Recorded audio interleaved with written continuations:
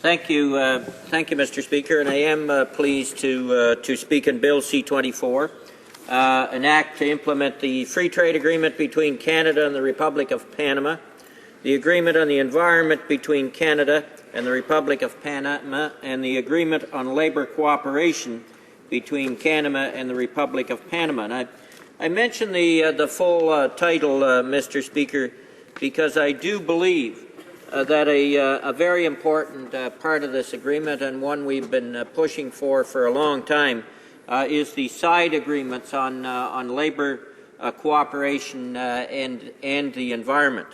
Whether they're strong enough at the end of the day, that's certainly something that the committee will have to have a more in-depth look at. But the fact, I think for years, Mr. Speaker, various trade agreements have left out the important point of labour and the environment, and it is, I think, unconscionable that in a trade agreement we would ask our businesses to compete on so-called fair free trade with other countries when there's abuses of labour, there's low-paid labour, there's regulations on the environment that we have to face that others do not. And it's important to use these trade agreements to bring up labour standards around the world and bring up environmental standards around the world. This trade agreement with Panama, though, is yet another example of this government pursuing new arrangements at the expense of established agreements. The most recent indication that this government is better at talking about the significance of trade while ignoring the practical matter of securing our trade with countries we've been trading with for a long time is demonstrated by the most recent trade statistics. This past Friday, Stats Canada indicated that our merchandise exports declined by 3%. And imports increased by 1.9%. Our trade balance then again slipped into deficit. So while we're getting all kinds of talk from the government, and the member from London West earlier in his remarks when asking a question to the parliamentary secretary talked about how aggressive the government is in securing trade agreements. Yes, they're aggressive, Mr. Speaker, they are. There's no question about that. However, they're aggressive in flitting all around the world, trying to establish agreements with any number of countries, not big players in terms of actual trade. But while they're doing that, they're ignoring the countries we already have established trading relationships with, especially the United States. So I would say, Mr. Speaker, that the government's mismanagement of Canada's trading relationships has resulted in trade deficits for the first time in 30 years. And that's worrisome. So yes, while we support this particular trade agreement, we believe the government is failing overall in terms of its trade agenda around the world, basically by ignoring the key market that we trade with, which is the United States. And in that market, Mr. Speaker, in terms of the value of trade on a daily basis, more than $1.4 billion is traded between Canada and the United States. And according to the International Trade Publication of Canada's State of Trade 2011, in 2010, the United States market accounted for 74.9% of our merchandise exports, and by 2040, according to the Trade Department itself, the U.S. share of Canada's exports will be 75.5%. So the point is this, Mr. Speaker, that regardless of the diversification of trade, even this government acknowledges in their own documentations that the United States is and will remain the dominant trading partner of this country. And I express that, Mr. Speaker, because of all the propaganda and rhetoric we're getting from the government. They talk about a new trade deal here, a new trade deal here. They're negotiating Panama today. but they're ignoring our established markets. And that point has to be made. So yes, while they sign agreements and they can add up the numbers 1, 2, 3, the fact of the matter is they're failing Canadians on the trade agenda, especially on that trade agenda with the United States of America. So in terms of merchandise trade, Canada exported in 2010 $339.4 billion worth internationally. The vast majority of our merchandise trade is with 10 countries, which are in descending order. First, the United States, which accounted, as I said, for 74.9% of our merchandise exports in 2010. The United Kingdom, 4.1% of exports. China, 3.3%. And then from there, Japan, Mexico, Germany, Korea, Netherlands, and Brazil. And Mr. Speaker, sad to say, in the Korean market, we're now starting to lose ground in the Korean market, which is one of those top 10, because the United States has just signed a free trade agreement with Korea, and the tariffs to the United States will come down. It's a huge market for Canadian pork and beef, and Canada has just the discussions with South Korea just seem to have dried right up. Now, I don't know whether it's a dispute whether the Minister of International Trade is trading off Canada pork because Canadian pork producers because the Minister of Finance is so concerned about the auto industry in his backyard, but certainly the government has to come together and balance in an auto pack kind of way to protect the Canadian car industry, which the Minister of Finance clearly wants to do. It's in his own backyard.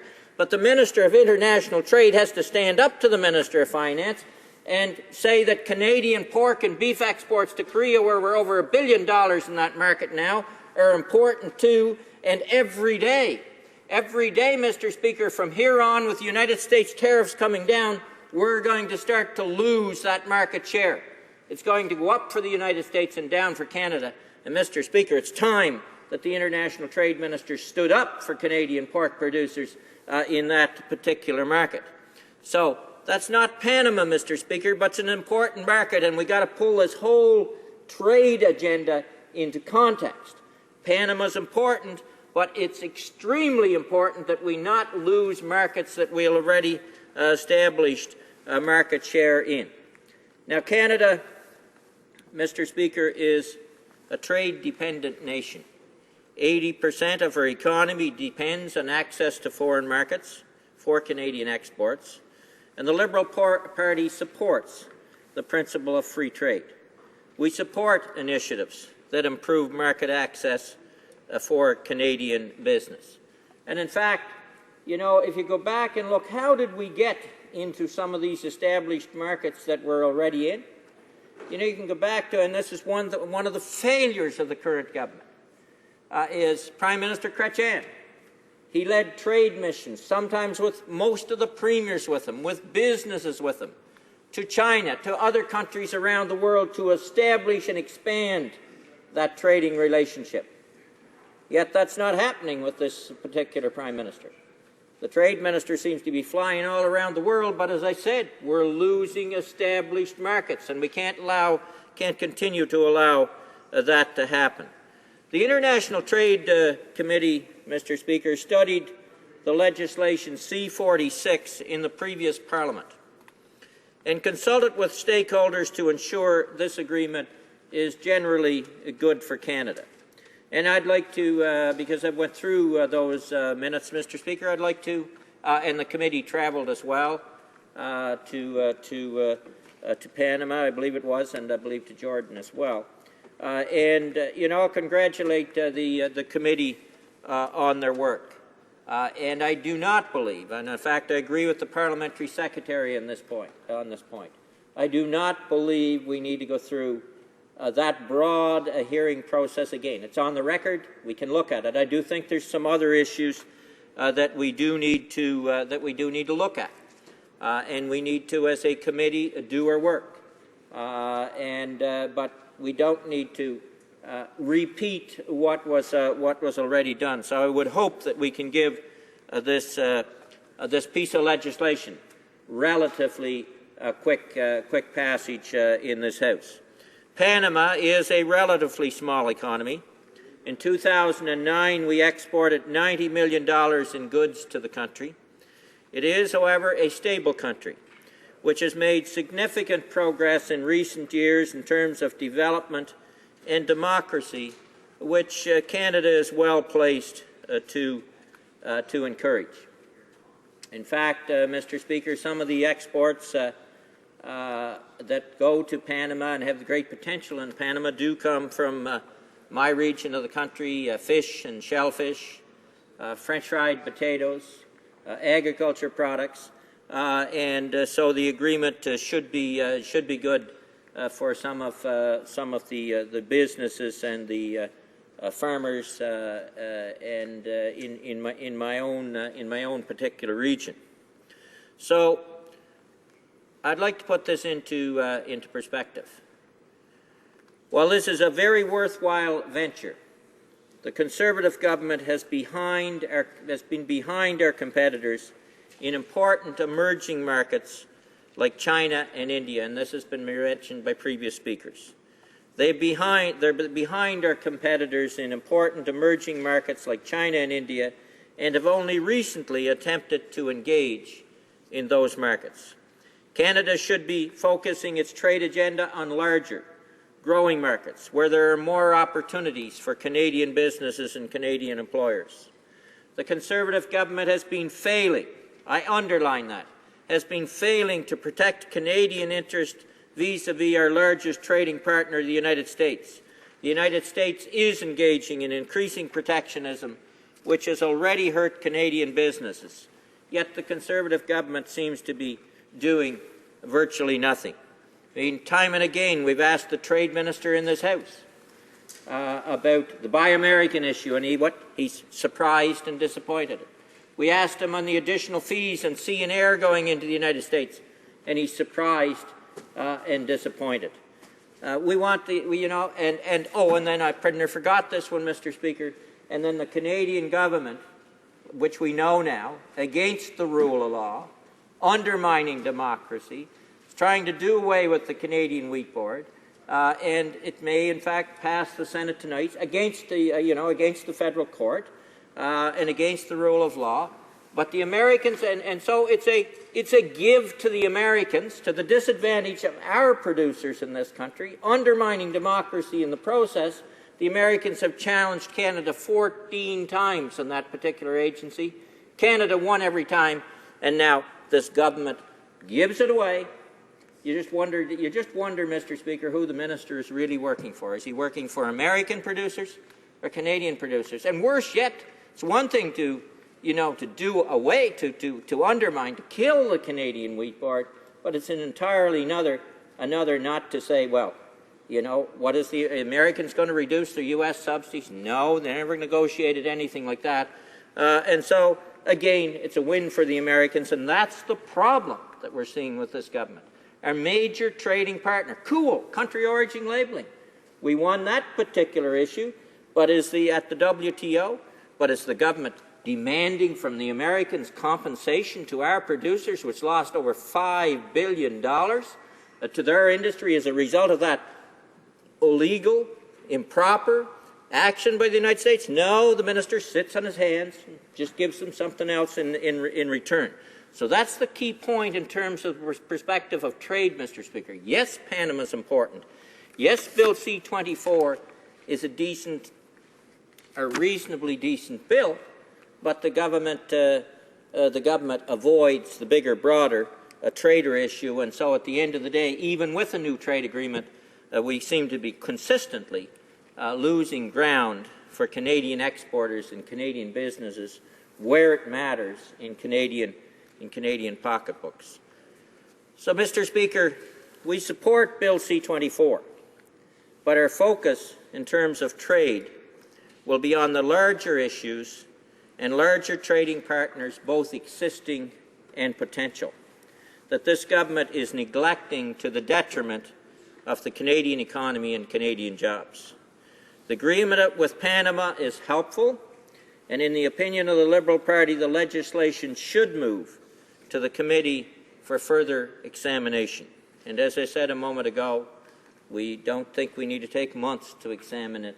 We think we should be able to give it reasonably a quick passage, but examine it critically. In spite, just a couple of points on Panama, Mr. Speaker. In spite of the global economic downturn, Panama's GDP grew at 10.7% in 2008, one of the highest in the Americas.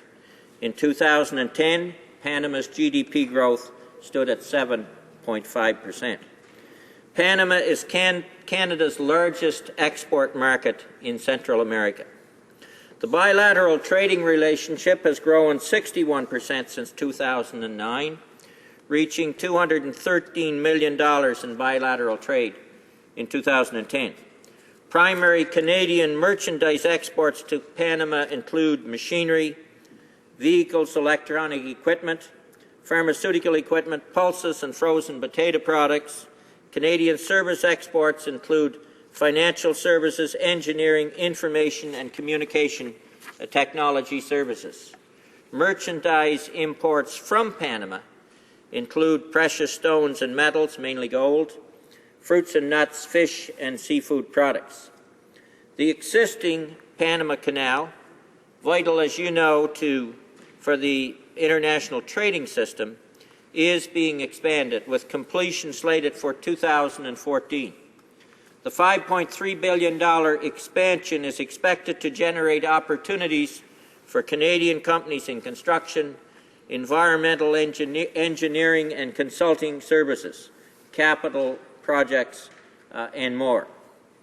So that is an opportunity for Canadian companies to work on the ground, excuse me, and to gain economy back home in terms of the increasing the size of the Panama Canal so it can handle Super Panamax vessels. Elements covered by the FTA include market access for goods, cross-border trade and services, telecommunications, investment, financial services, and government procurement. Panama maintains an average most favored nation applied tariff on agriculture products of 13.4%, reaching as high as 260% on some products. The FTA will eliminate these immediately, and that's a good thing, in the case of 90% of the products, and gradually on the rest over the next 5 to 15 years. This will likely enhance the competitive position of Canadian agriculture products such as frozen potato products, pulses, beans and lentils, pork, which was previously taxed at 47%, malt, processed foods, and beef. And as I said earlier, Mr. Speaker, several of those products are important to the Atlantic region. On non-agriculture goods, Canada maintains an average MFN applied tariff of 62.2%, reaching as high as 81% on certain key Canadian exports. The FTA completely eliminates these tariffs, which could help Canadian exporters of fish and seafood, construction materials and equipment, industrial and electronic machinery, paper products, vehicles, and parts. Canada will immediately eliminate over 99% of our tariffs on current imports from Panama. So the Free Trade Agreement also addresses non-tariff barriers by adopting measures to ensure non-discriminatory treatment of imported goods, promoting good regulatory practices, transparency, and use of international standards. Ratifying this Free Trade Agreement, Mr. Speaker, appears to have little economic risk for Canadian industries. The issue of concerns that have yet to be resolved and relate to the issue of Panama is Panama as a tax haven and the issue of money laundering. And I don't want to get into the technicalities in those particular areas, Mr. Speaker. That is an issue that I think we have to talk about at committee. I've asked the Parliamentary Secretary a question here earlier. We do see that as an important issue that really does need to be addressed. So the bottom line, Mr. Speaker, in summing up is this. We're supportive of this particular trade agreement, but we're critical of the government in terms of its overall trade agenda, where it continues to lose out on already established markets as advised to find new ones. Thank you, Mr. Speaker. Questions and comments? The honourable member for Prince Albert. Well, thank you, Mr. Speaker, and I really appreciate listening to the member from Malpac Tech talk today. I can remember being down in Washington with him a couple of years ago, and we're fighting together for our farmers, fighting against the country of origin labeling, which the WTO is coming back to. So I know he has a great passion. He has great understanding for the agriculture industry. My question to the member of Malpac is one of confusion that I have with the fact that it seems like the Liberal Party is going to stand behind this bill, and I commend him for that. But can he explain to the government why the NDP party is so opposed? Like, if we listen to the member of Dartmouth Cole Harbour, to quote him, the problem with this bill is it's developed by you guys, by the Conservative Party. Now, there's no issue with who develops the bill. If the bill is good for Canada, it's good for Canada. It shouldn't matter who develops it. So can he explain to us, maybe give us some insight on why the NDP is so against any type of trade deal? The honourable member for Malpac. Mr. Speaker, it just wouldn't be up to for me to speak for the NDP. They're quite capable of speaking for themselves, and in fact, I did listen to the trade critic's remarks earlier when he talked about some of the concerns on this bill, and I do recognize and agree with him on some of those concerns. But I think from the Liberal Party's point of view, the overall initiative here is a good one. I outlined in my remarks we think it's very important that the trade agreement does have the FTA does have the side agreements on labour and on environment. That's an important aspect of the bill, and it is a good enough bill that we believe it should be given relatively quick passage at committee. Move ahead and get on with some of the other trade issues that are irritants to Canadians. Questions and comments? The honourable member for Windsor West. Thank you, Mr. Speaker, and I'd like to thank my colleague for his speech in the House. And although we might have some differences with the bill, one thing that we seem to have in common is with regards to the tax haven. And although Panama has been moved on the list to the white list, would the member be open to an amendment to this bill that would analyze the changes in Panama, and then 1 year later having some consequences if they have not abided by those changes, or they continue to be a tax haven and continue to be an area where money laundering, drug laundering, and as well where corporations can use tax haven loopholes to their benefit against Canadian corporations and others. The honourable member for Malpac. Thank you, Mr. Speaker. And look, the Liberal Party is open. We're open to any kind of discussions, and we would look at those amendments very seriously. The tax haven issue is, and the member's correct. He mentioned in his own remarks about the Panama moving on the list from through a grey area to white now, I believe, and that's a good step forward. But I do think it's our responsibilities as members at committee to not just take the OECD or somebody else's word for it, but to look seriously at a couple of concerns. One of them certainly is money laundering of mainly drug money, and two is the tax haven issue. And so we will be aggressively pursuing witnesses that can talk about that issue, outline what is really happening within Panama on those 2 points, and we're well open to looking at amendments that could clearly clarify the matter and put the pressure on to see that some of these issues are indeed resolved. Questions and comments? The honourable member for Scarborough-Guildwood.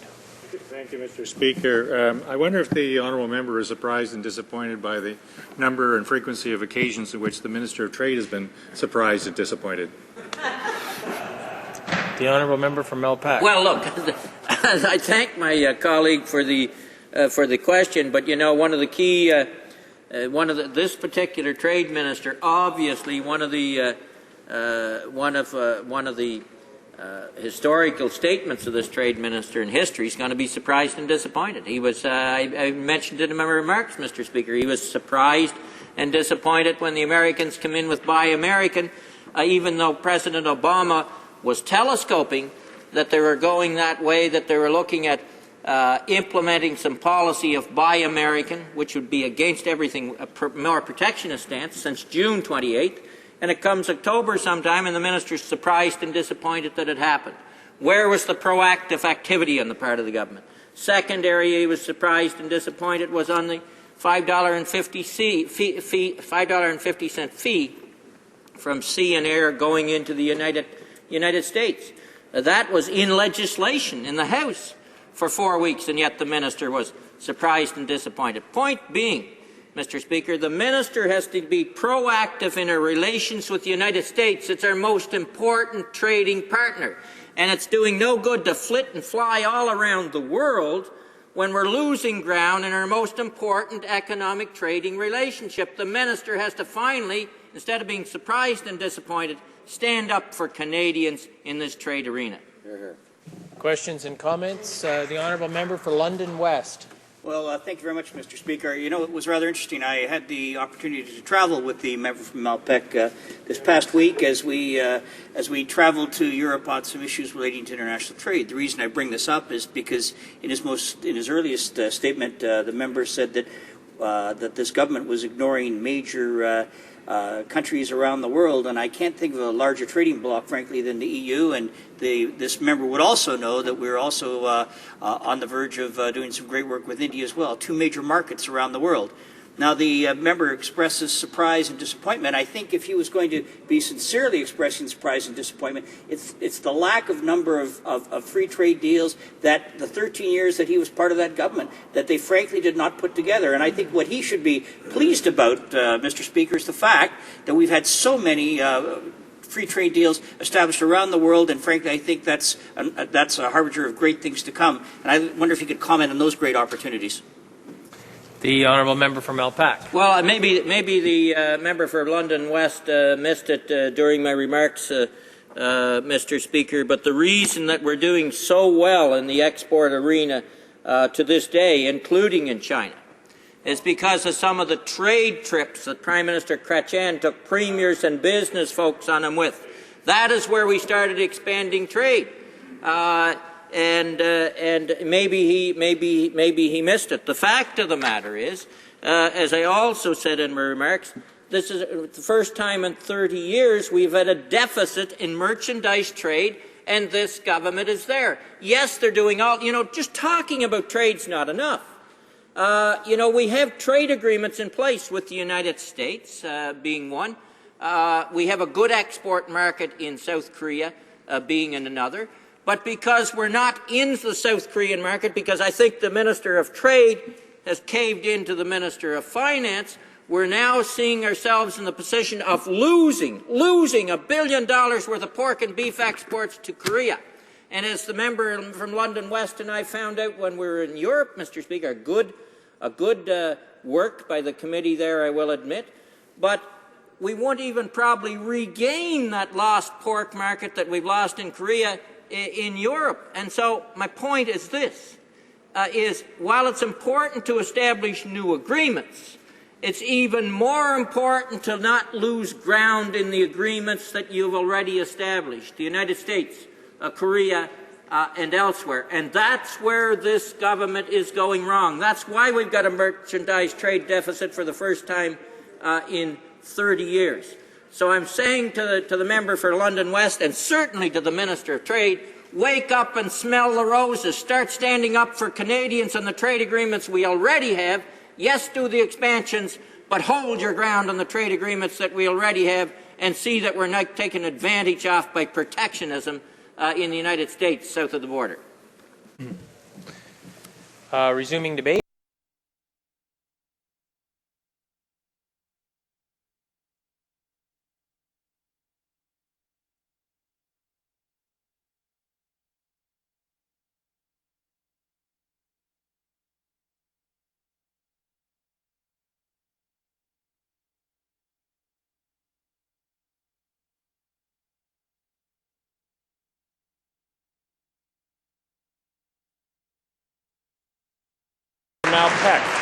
Mr. Speaker, the United States has ratified their free trade agreement with South Korea However, Canada is missing in action again. While the minister flits around all over the world talking trade, Canada continues to lose markets in established countries. South Korea, until now, imported over $1 billion of pork and beef. Now, as tariffs goes down for the United States, we can expect our product to be displaced. Why has the minister sold out the Canadian pork industry? Is it really because the government has failed to negotiate a secure auto pact for both sides? The Honourable Parliamentary Secretary, the Minister of International Trade. Mr. Speaker, nothing could be further from the truth. The reality is the Minister of International Trade has been working tirelessly on behalf of Canadian farmers, Canadian consumers, Canadian manufacturers.